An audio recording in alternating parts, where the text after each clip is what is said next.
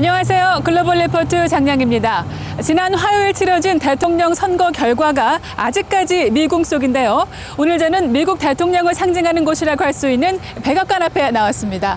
이 4년에 한 번 치러지는 선거를 통해 선출되는 미국 대통령은 미국의 국가 원수이자 정부 수반이며 헌법 제2조 2항에 의거해 미 군 통수권자로 재임하는데요. 11월 선거에서 이기면 이듬해 1월에 의사당에서 취임식을 합니다. 대통령은 전통적으로 성경에 손을 얹고 선서를 하고 취임 연설을 하는데요. 이날 연설에서 4년간 국정 운영의 향방을 가늠해 볼 수 있습니다. 미국 대통령은 백악관을 관저와 업무 공간으로 사용하며 대통령직 수행에 필요한 보좌관과 경호원, 의료진 등을 지원받는데요. 잘 알려졌다시피 국토안보부 소속 비밀 경호원들이 24시간 대통령의 신변을 경호합니다. 미국 대통령에게는 또 하늘을 나는 백악관으로 불리는 대통령 전용기 에어포스 원이 제공되는데요. 단거리 이동 시에는 미 해병대의 헬리콥터인 마린 원을, 지상 이동 시에는 특수 제작 방탄 리무진 더 비스트를 이용하기도 합니다. 미국 대통령이 되기 위한 자격 조건으로는 미국에서 출생한 미국 시민으로 최고 14년 동안 미국에 거주했으며 최소 35세 이상이어야 합니다. 다양하고 깊이 있는 세계 소식 글로벌 리포트 지금 시작합니다.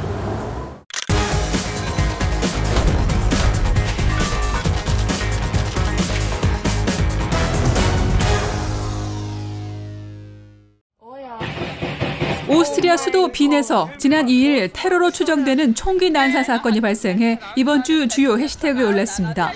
이날 오스트리아 빈 시내 중심가에서 다수의 무장괴한들이 주요 예배당을 비롯한 6곳에 총격을 가해 최소 4명이 사망하고 20여 명의 부상자가 발생했는데요. 무장괴한들 중 한 명의 용의자는 경찰에 쏜 총에 맞고 사살됐습니다. 사건 다음 날 이슬람 순위파 극단주의 테러 조직 이슬람 국가가 자신들이 이번 총격 테러 사건의 배후라고 주장했는데요. 이웃나라 프랑스에서 이단 테러가 난 데 이어 이번 빈 총기 테러로 유럽 전체에 긴장감이 도는 가운데 영국은 테러 경보를 격상시켰습니다. 지난달 30일 규모 7.0의 강진이 터키와 그리스 사이 에게해에서 발생해 사상자가 속출하며 이번 주 주요 해시태그에 올랐습니다. 이번 지진으로 가장 큰 피해를 본 지역인 터키 서부 이즈미르주에서는 붕괴된 건물 잔해에서 수색 구조 작업 중 4살 여아가 지진 발생 91시간 만에 구조됐는데요. 그 전날에도 3살 여아가 65시간 만에 구조되기도 했습니다. 터키 재난위기관리청은 수색 작업이 4일로 종료됐다며 사망자는 총 116명이라고 밝혔습니다. 홍콩에서 범민주파 정치인들이 법령 위반 혐의로 대거 체포돼 이번 주 주요 관심사에 올랐습니다.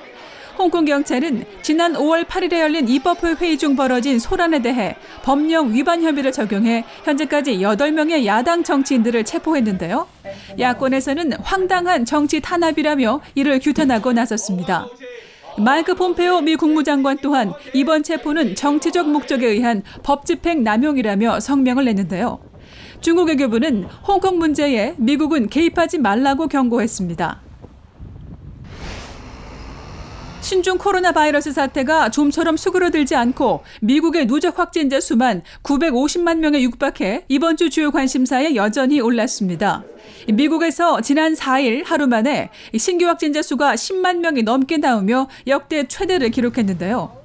유럽에서도 코로나가 기승을 부리며 영국과 프랑스에서 하루 사망자가 올봄 이후 반년 만에 최고치를 경신하기도 했습니다.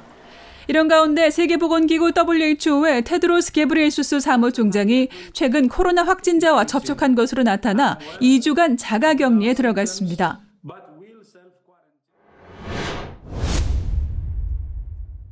So we'll be going to the U.S. Supreme Court. We want all voting to stop. We don't want them to find any ballots at 4 o'clock in the morning and add them to the... We knew because of the unprecedented early vote and the mail-in vote, it was going to take a while. We're going to have to be patient until the hard work of tallying the votes is finished. And it ain't over till every vote is counted, every ballot is counted. 미국 대통령 선거가 예상했던 대로 초접전 양상을 보이며 최종 결과까지 며칠이 더 걸릴지 모르는 혼돈에 빠졌습니다. 현재까지는 조 바이든 후보가 경합주인 미시간과 위스콘신에서 승리하며 당선 가능성이 조금 더 높은 것으로 보이는데요. 명확한 승자를 가리기까지 왜 이렇게 복잡하고 오랜 시간이 걸리는 걸까요? 클릭 글로벌 이슈 오늘은 미국 대선 특집 승부의 향방을 살펴보겠습니다. 현재 가장 큰 변수는 미개봉 우편투표 결과입니다. 플로리다나 애리조나 등지에서는 사전에 접수된 우편투표 용지를 미리 집계해서 선거 당일 현장 투표에 더해 그날 발표가 가능하지만 펜실베이니아 등지 일부 카운티에서는 선거 당일 들어온 현장표를 먼저 집계하고 그 다음에 우편투표함을 열어보는 방식을 택하고 있어 최종 결과를 아직 알 수 없는 상황입니다. 게다가 1억 명 이상이 사전투표를 했고 전체 투표율도 역대 손꼽힐 정도로 높은 만큼 집계 자체가 오래 걸리고 있는데요. We've never had to count this large number of mail-in ballots and have an in-person election. So we thought that we had timed it right, but truthfully, we've never done it before this, in this large number. 다만 개표가 오래 걸릴 것 같았던 미시간에서 바이든이 역전승을 거두면서 무게추가 약간 기울기 시작했죠. 만약 바이든 후보가 현재 우세한 애리조나, 네바다에서 승리한다면 선거인단 270명을 확보해 당선이 확실하고 그중 하나를 잃더라도 규모가 더 큰 펜실베이니아나 조지아에서 역전한다면 역시 당선이 가능합니다. 트럼프 대통령은 현재 우세 지역을 모두 이기고 네바다나 애리조나를 빼앗아야 하는 어려운 위치에 처했죠. 트럼프 대통령은 분명 사전 여론조사 예측보다 훨씬 선전했지만 우편 투표함 개봉 이후 불리하게 흘러가자 소송까지 불사하겠다고 나섰습니다. 반면 민주당은 바이든의 우세와 하원 수성을 자축하면서 개표를 끝까지 기다리면 바이든 후보가 결국 이길 것으로 전망하고 있죠. 전문가들의 평가도 바이든 쪽으로 약간 기운 듯한 분위기입니다. If you take even Pennsylvania and Georgia, which are the two big sort of contests on the map right now, entirely out of the picture, and you give those to Donald Trump along with North Carolina, it still seems like Joe Biden can win. 여론조사 기관들은 바이든 후보의 아주 근소한 우세를 예측하고 있지만 최종 결과는 끝까지 지켜봐야 할 것 같습니다.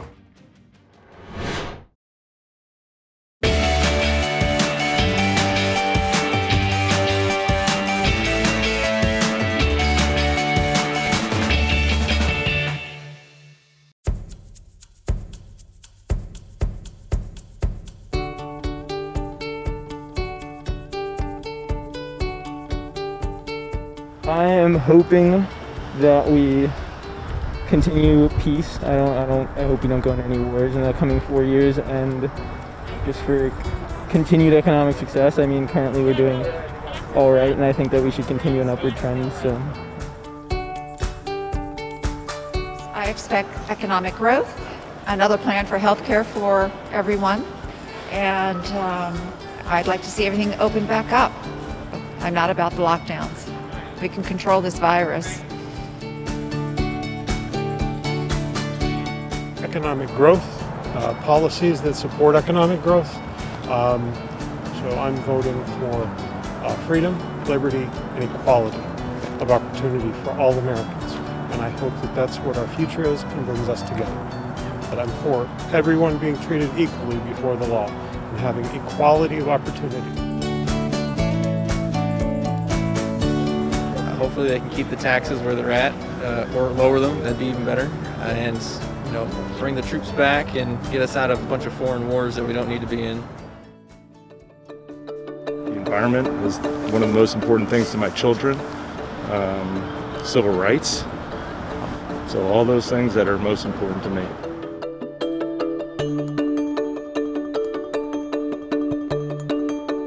I expect the economy to come back stronger than ever. I care about, probably most right now, I am a nurse, so I do care about the health care for all the people, especially the marginalized communities, which is very important for me that everybody has access to health care, access to the basic necessities in life, which is food, even clean water.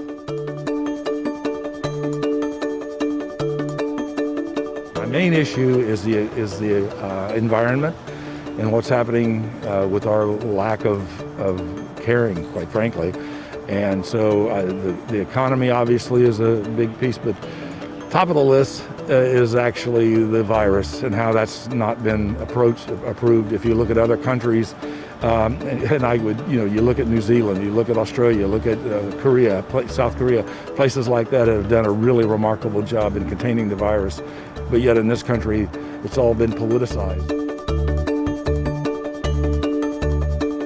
Yeah, I think some basic human rights are to have access to health care and to not have to make decisions on whether to take your kids to the hospital or to choose to put food on the table.